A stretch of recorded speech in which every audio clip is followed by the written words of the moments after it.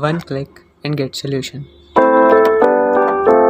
आइए बात करते हैं अपने टॉपिक के बारे में, जो कि क्या है, ट्रायंगल, जिसे हिंदी में क्या बोलते हैं, त्रिभुज बोलते हैं। तो देखिए, ट्रायंगल की डेफिनेशन इसके नाम में ही छुपी है। देखिए क्या बना है, ट्राई और दूसरा एंगल। जो हम लोग का ट्रायंगल वर्ड होता है वो दो वर्ड से मिलकर बना होता है, पहला ट्राई और दूसरा एंगल। पहला ट्राई और दूसरा क्या, एंगल।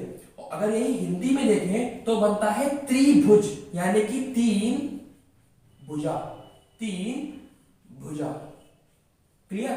तो देखिए, अब इसके नाम से पता चला कि ट्राइएंगल, तीन भुजा। भुजा को क्या बोलते हैं, साइड बोलते हैं।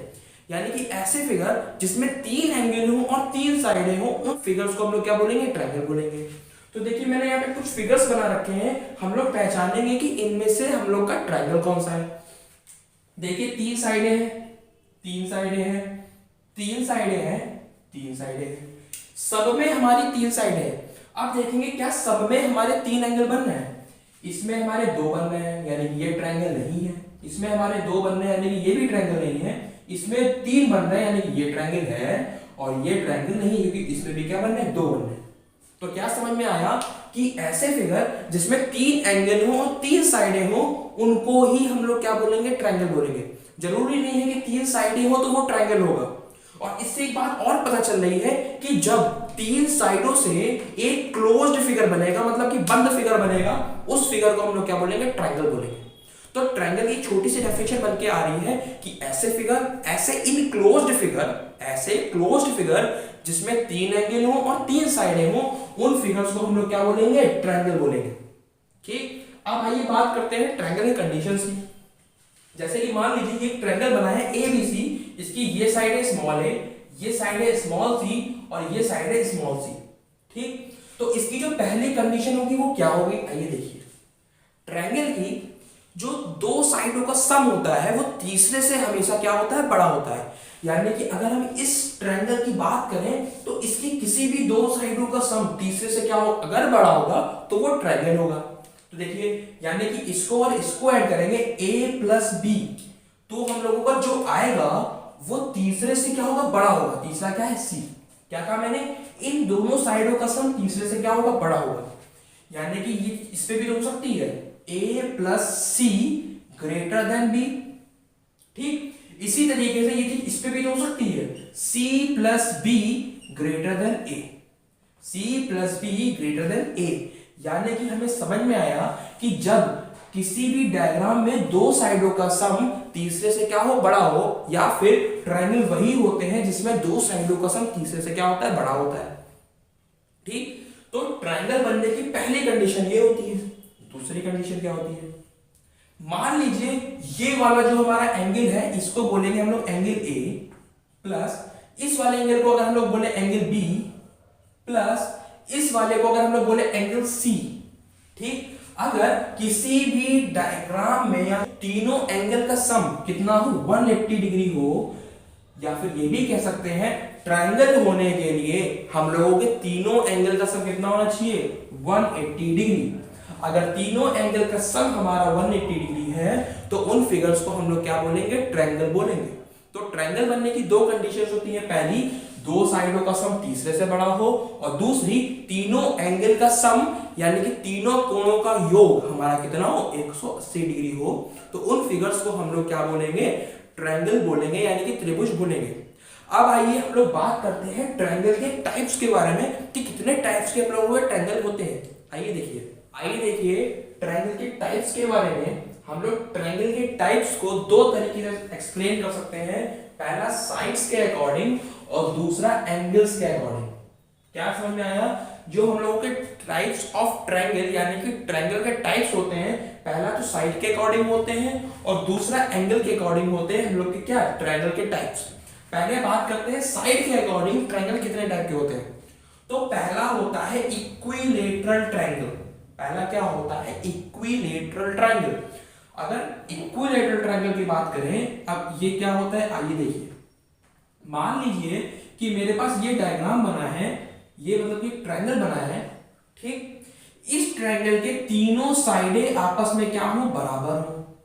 इस ट्रायंगल की तीनों साइडें आपस में क्या हो, बराबर हो, और तीनों एंगल आपस में क्या हो, बराबर हो, और कितने डिग्री के हो, 60 डिग्री के हो। कितने डिग्री के हो, 60 डिग्री के हो। तो ऐसी कंडीशन में जो हम लोग का ट्रायंगल बनेगा, तो इस ट्रायंगल को हम लोग क्या बोलेंगे, इक्विलेटरल ट्रायंगल। तो इक्विलेटरल ट्रायंगल वो ट्रायंगल होते हैं जिसमें तीनों साइडें बराबर होती हैं, तीनों एंगल बराबर होते हैं, और हर एक एंगल का मेजर करें तो कितना आता है, 60 डिग्री। तो ऐसे ट्रायंगल को हम लोग क्या बोलेंगे, इक्विलेटरल ट्रायंगल। क्लियर। आइए देखिए आइसोसेलेस ट्रायंगल क्या होता है। आइसोसेलेस ट्रायंगल, मान लीजिए कि मेरे पास एक ये ट्रायंगल है, मान लिया कि मेरे पास एक ये ट्रायंगल है, ठीक। इसकी ये साइड इस साइड के बराबर है, इसकी ये साइड इस साइड के बराबर है। तो इस साइड से जो ये वाला एंगल बनेगा और इस साइड से बनेगा ये वाला एंगल, ठीक। तो देखिए अगर किसी ट्रायंगल में दो साइडें और उन दोनों साइडों से बना हुआ एंगल बराबर होता है, क्या कहा मैंने, किसी भी ट्रायंगल में दो साइडें और उन दो साइडों से बना हुआ एंगल अगर हमारा इक्वल होता है तो हमारे वो ट्रायंगल्स क्या होते हैं, आइसोसेलेस ट्रायंगल। यानी कि हम लोग बोल सकते हैं आइसोसेलेस ट्रायंगल वो होते हैं जिनकी दो साइडें बराबर होती हैं और उन दो साइडों से जो एंगल बने होते हैं अगर वो दोनों एंगल भी बराबर हैं तो ट्रायंगल को हम लोग क्या बोलेंगे, आइसोसेलेस ट्रायंगल।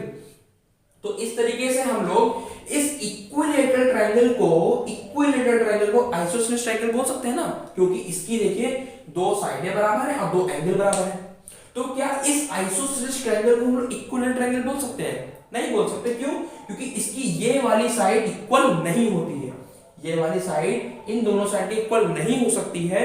तो हम लोग का इक्विलेटरल ट्रायंगल आइसोसेलेस ट्रायंगल हो सकता है, लेकिन आइसोसेलेस ट्रायंगल हमारा इक्विलेटरल ट्रायंगल नहीं हो सकता है। क्लियर। अब आइए बात करते हैं हम लोग स्केलेन ट्रायंगल की। तो ऐसे ट्रायंगल जिसकी तीनों साइडों की लेंथ आपस में क्या होती है, बराबर नहीं होती है, यानी कि ये और ये तीनों की लेंथ आपस में बराबर नहीं है, तो ऐसे ट्रायंगल को हम लोग क्या बोलेंगे, स्केलेन ट्रायंगल। तो इक्विलेटरल ट्रायंगल क्या होते हैं, जिनकी तीनों साइडें बराबर, तीनों एंगल बराबर, और हर एक एंगल को अगर मेजर करें कितना आया, 60 डिग्री आया, तो वो होते इक्विलेटरल ट्रायंगल। उसके बाद आता है आइसोसेलेस ट्रायंगल। आइसोसेलेस ट्रायंगल में दो साइडें और उन दोनों साइडों से बने हुए एंगल बराबर होते हैं, और स्केलेन ट्रायंगल में तीनों साइडें क्या होती हैं, अनइक्वल होती हैं। तो ये होते हैं हम लोग के साइड के अकॉर्डिंग ट्रायंगल। अब आइए बात करते हैं एंगल के अकॉर्डिंग कितने टाइप होते हैं। तो देखिए पहला होता है राइट एंगल ट्रायंगल। पहला क्या होता है, राइट एंगल ट्रायंगल। मतलब कि अगर हम लोग एक ट्रायंगल बनाए, जैसे मैंने ये ट्रायंगल बनाया, ठीक, किसी भी ट्रायंगल में अगर एक एंगल हमारा 90 डिग्री का हो, किसी भी ट्रायंगल में एक एंगल हमारा अगर 90 डिग्री का हो, तो उस ट्रायंगल को हम लोग बोलेंगे राइट ट्रायंगल, यानी कि राइट एंगल ट्रायंगल। क्लियर। क्या कहा मैंने, ऐसा ट्रायंगल जिसमें एक एंगल 90 डिग्री यानी कि 90 डिग्री का हो, तो वो ट्रायंगल हम लोग का क्या कहलाएगा, राइट एंगल ट्रायंगल। ठीक।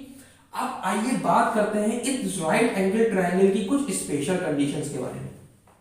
ठीक। लेकिन इन स्पेशल कंडीशंस को जानने से पहले हम लोग बात करते हैं एक्यूट ट्रायंगल की, फिर बात करते हैं ऑब्ट्यूज ट्रायंगल की। तो देखिए पहले एक्यूट एंगल ट्रायंगल क्या होता है। जैसे मान लीजिए मैंने एक ट्रायंगल बनाया और इस ट्रायंगल के तीनों एंगल को मेजर करा, और तीनों angle A comma angle B comma angle C, ये तीनों हमारे अगर 90 डिग्री से कम हो, अगर ये तीनों हमारे 90 डिग्री से कम हो, तो ऐसे ट्रायंगल को हम लोग बोलेंगे एक्यूट एंगल ट्रायंगल। क्या कहा मैंने, अगर किसी भी ट्रायंगल में तीनों एंगल्स का अगर मेजर करें हम लोग और तीनों एंगल्स 90 डिग्री यानी कि 90 डिग्री से कम हो, तो उन ट्रायंगल्स को हम लोग बोलेंगे एक्यूट ट्रायंगल। ठीक। और अगर मान लीजिए यही एक्यूट ट्रायंगल है ए बी सी, इसकी ये साइड है स्मॉल ए, ये साइड है स्मॉल बी और ये साइड है स्मॉल सी। ठीक। एक्यूट एंगल होने के लिए एक कंडीशन ये होती है, और दूसरी कंडीशन क्या होती है कि जो इसकी सबसे बड़ी साइड होती है। मान लिया इस एक्यूट ट्रायंगल की सबसे बड़ी साइड क्या है, सी।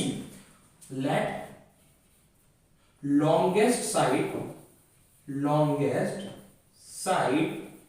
Is small C. हम लोग ने लॉन्गेस्ट साइड को क्या मान लिया, स्मॉल सी।